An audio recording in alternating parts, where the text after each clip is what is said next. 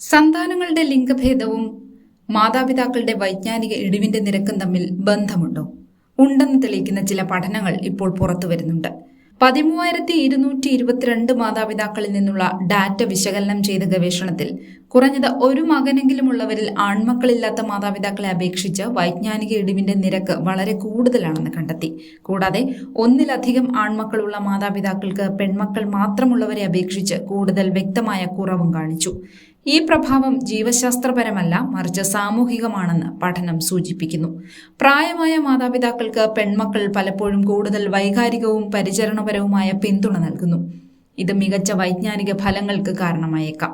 ഇതിന് വിപരീതമായി ആൺമക്കൾ പൊതുവെ കൂടുതൽ സജീവമാണെങ്കിലും സാമൂഹിക സഹായം വളരെ കുറവാണ് നൽകുന്നത്. ജീവിതശൈലി, ജനിതകശാസ്ത്രം, സാമൂഹിക സാമ്പത്തിക സ്ഥിതി എന്നിവ ഉൾപ്പെടെ വിവിധ ഘടകങ്ങൾ വൈജ്ഞാനിക ആരോഗ്യത്തെ സ്വാധീനിക്കുമെന്നും പഠനത്തിൽ പറയുന്നു. ഈ പഠനം വെറുമൊരു നിരീക്ഷണം മാത്രമാണെന്നതും ശ്രദ്ധേയമാണ്.